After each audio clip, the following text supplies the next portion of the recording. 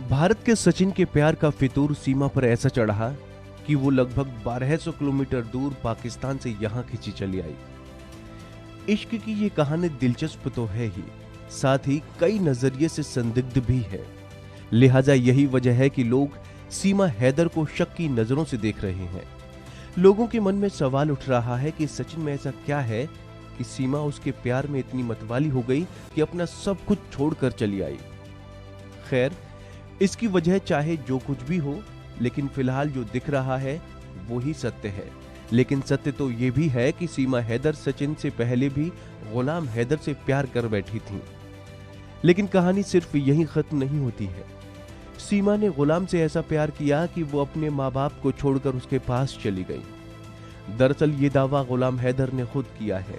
हालांकि सीमा का इस पर कुछ और ही कहना है। उसके घर वालों ने गुलाम से जबरदस्ती शादी कराई थी, लेकिन सीमा के पहले पति गुलाम हैदर ने जो सबूत दिए हैं वो सीमा की कहानी को झुठला रहे हैं। दरअसल मीडिया की खबरों की माने तो गुलाम हैदर ने सीमा से अपनी शादी की न सिर्फ कहानी सुनाई, बल्कि कानूनी दस्तावेज भी शेयर किए। कोर्ट के मैरिज सर्टिफिकेट के अलावा एक एफिडेविट भी है। इस एफिडेविट में सीमा ने घर से भागकर गुलाम से शादी करने की बात कबूली है, साथ ही अपने अब्बू अम्मी को लालची बताया है।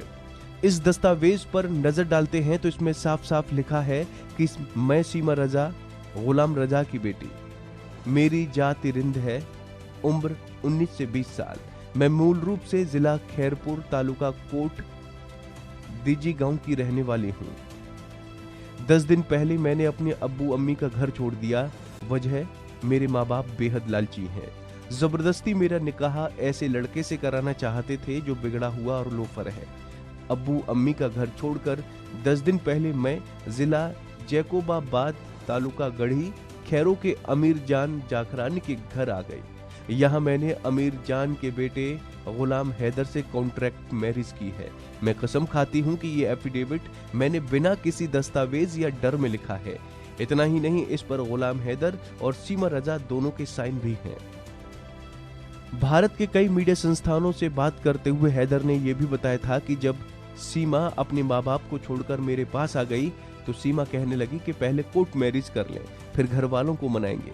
मैं इश्क में था, मैंने पहले निकाह किया, फिर कोर्ट मैरिज की। निकाह के 2-3 महीने बाद ही सीमा ने मुझसे कराची में रहने के लिए कहा। मैं अपना परिवार छोड़ कराची आ गया। हैदर दावा करते हैं कि मैं जब कमाने खाने के लिए विदेश चला गया तो हर महीने सीमा को 70-80 हजार रुपए भेजता था।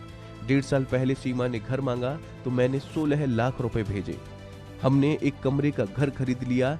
फिर उसने कहा घर बहुत छोटा है, इसलिए इसे किराए पर उठा देते हैं, जिसके बाद वो खुद किराए पर बड़े घर में रहने लगी। गुलाम हैदर का आरोप है कि सीमा ने उनसे 10 मार्च को ही 3 लाख रुपए लिए थे।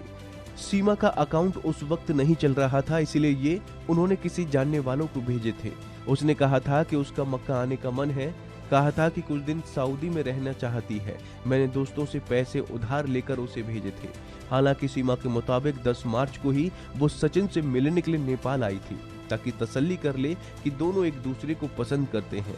सीमा ने यह भी कहा था कि उस वक्त 3 लाख रुपए सचिन पर खर्च किए थे, यानी इस मुलाकात के लिए पैसे खर्च हुए थे। सिर्फ इतना ही नहीं, गुलाम हैदर ने यह भी बताया कि सीमा ने 8 मई को 70,000 का एक मोबाइल भी खरीदा था। उसने 5,000 रुपए चुकाए थे और बाकी किश्तों में देने के लिए कहा था। वो इंडिया चली गई तो दुकानदार ने मुझे फोन किया। लेकिन इतना सब होने के बाद गुलाम हैदर कह रहे हैं कि चाहे कुछ भी हो जाए, वो अपने बीवी बच्चों को वापस लाकर ही रहेंगे। गुलाम हैदर ने भारत सरकार, मोदी योगी सरकार से भी सीमा और 4 बच्चों को उसके पास भेजने की गुहार लगाई है। गुलाम का कहना है कि जब तक कानूनी जांच पूरी नहीं होती, सरकार मेरे बच्चों और बीवी को अपनी कस्टडी में रखे। तो फिलहाल इस खबर में इतना ही। बाकी इन अपडेट्स के लिए देखते रहिए वन इंडिया हिंदी।